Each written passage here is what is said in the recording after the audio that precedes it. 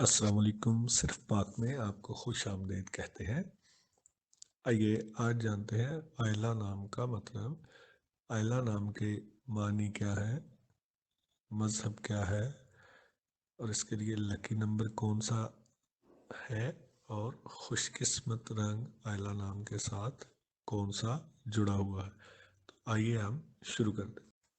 جیسا آپ اس ٹیبل میں دیکھ سکتے ہیں کہ آئلہ کا معنی ہے چاند کی طرح خوبصورت، یعنی اس کے معنی بہت ہی خوبصورت ہے، مطلب چاند کی طرح خوبصورت، چمکتا ہوا، دمکتا ہوا، بہت ہی پیارا۔